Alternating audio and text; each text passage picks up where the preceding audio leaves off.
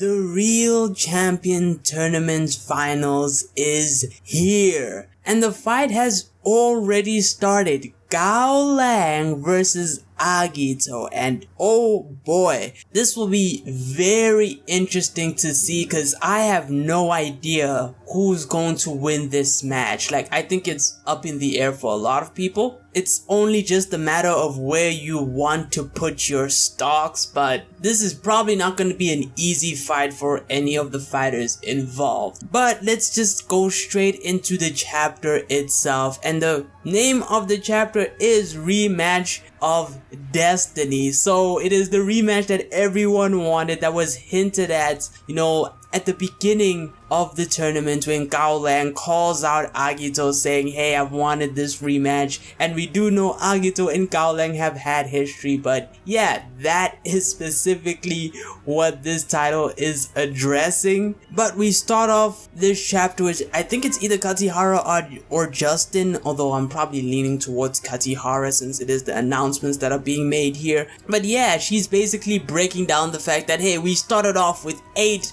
elite fighters from around the world, and it has all come down to this match right here. The final 2 left standing here, and she basically breaks down the history behind these 2 fighters, and that is the fact that, of course, they fought basically 5 years from the current time, so that does sort of, put timestamps in terms of like certain events. We typically have these from time to time, right? But unfortunately, up until this point, we've only had, like, let's say maybe a character says, oh, it's been 6 months since then, and then we've had basically month breaks, and usually no one really wants to do the math for that stuff. But we now know, it has basically been 5 years since the Annihilation tournament in Kengan Ashura at this point. And that was where, of course, Gaolang and Agito fought. And we also know that this is where Gaolang got what was supposed to be a career-ending injury from his fight with Agito. So a lot of history behind this fight that is probably going to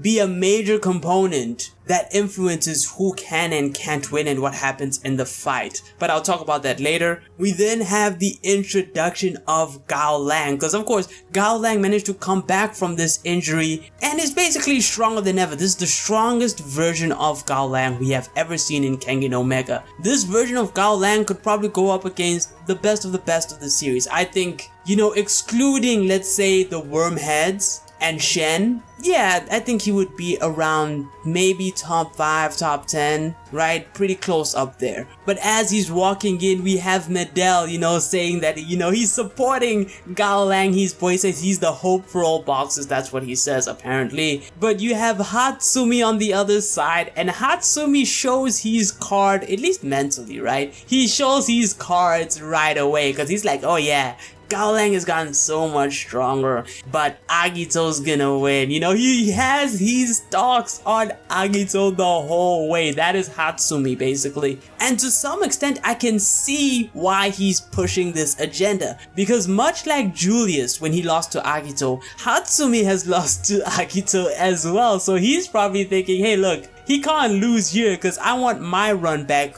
Agito can't be taking too many L's until I fight him, okay? And that's probably what's going through Hatsumi's head. I can see it in his face as well. But anyways, we have a short exchange between Yamashita and Akiyama as well, where Yamashita is basically talking about how Agito is an all-rounder per se, and that he might be a counter sort of to Gaolang, who specializes in striking, right? Like, Gaolang can do one thing really well. Agito, he's very powerful, maxed out stats, right? But in terms of striking, he's just not as good as Gaolang, right? He isn't competing there. But it does mean that he could leverage other strengths that he has, because we do know he goes for tackles as well. He did try to do that against Gaolang. So yeah, that's that. But of course, Yamashita still thinks it's up in the air in this case. Like, he has no idea who's gonna win, right? But with that, we have Agito's entrance, and Agito, man, look, he looks beat up just coming in here. Like, you can tell, it's almost like when the fight between him and Gaolang ended,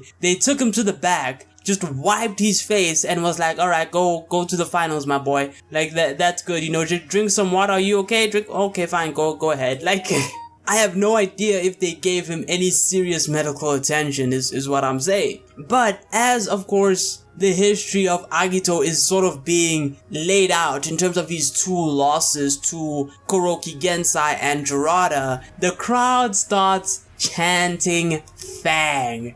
Now this is very interesting. It's a very interesting choice because up until this point they haven't actually chanted Fang, but Liu, he's sort of confused, right? And doesn't Liu look like he's wearing something else? Anyways, Liu's like, hey, he's not the Fang anymore, you know, he's not this big emperor guy, because like he's taking 2 L's, right? He's no longer the king of the Kengan matches. Toku is like, yeah, sure, he isn't, but he had a very huge record, right? Most people that know Agito know him as the Fang of Metsudo. That's where most of his fame and prestige comes from. And so in that way, you could say he's sort of back in that position, in that prestigious level in the eyes of the audience in this very moment. I think this might also help for Gaolang as well, especially if you take the idea that Gaolang wins this entire fight, because now the fight, you know, he's sort of facing the same Agito, kind of, who's being regarded as the Fang still. So there's like a redemption story there, right, where he gets his revenge. But moving on from that at least a little bit, we then get to hear who are the other Fangs of Metsudo. Now we knew most of the Fangs here, but I didn't know Omori was a former Fang of Metsudo. I wasn't, like, maybe my memory is bugging me, but that was a bit of a new one to know that he was the Fang of Metsudo before Agito. Takayama, I think, was the Fang of Metsudo right after Agito. At least that's what I think it was going on there. Then it was Yumigahara, which I expect to see in the future, but hey, it is what it is. And now it is Misasa. So we get to hear this entire cycle, or why am I saying cycle? The other Fangs of Metsudo, who they specifically were, right? Since we are already on the topic. But we are now at the fight itself, and Agito and Gaolang, they're staring each other down, and you've noticed, like, in each of these stare downs, most of them have been through certain angles. I think the only one that was at a semi-normal angle was, what was this? Ramon versus Gaolang. That was like at a semi-normal angle, right, where it was like from the side.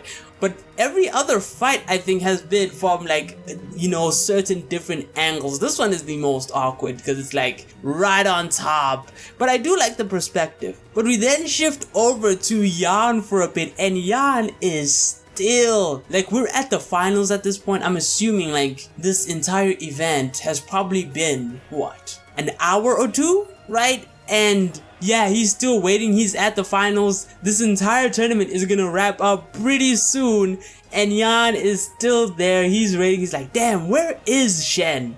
But he's also sort of grateful that he came to actually see this, because he is now aware that everyone is getting stronger now. Previously, he wasn't. This would have come as a shock to him as well, because Shen Wulong's presence and him, you know, actually fighting, right, has sort of had the compound effect that we talked about in the Julius versus Agito fight, where everyone is just getting stronger because of this exposure, where the people that saw Shen directly and were impacted by Shen directly are getting much stronger, and then the people that are impacted by the people that saw, you know, Shen or experienced what Shen was like are also getting impacted because they're getting impacted by them. It's this huge cycle of compounding effects where, long story short, everyone's just gonna get much stronger now. And Yan, he basically calls this what it is. You know, Shen Wulong has basically given everyone a power-up, a Zenkai boost, basically. But we have a very interesting moment, and that is Rama. Rama pulls up on Yan and calls him the head of the worm. Like, he's literally showing, like, hey, look, I got your number. Now, that's a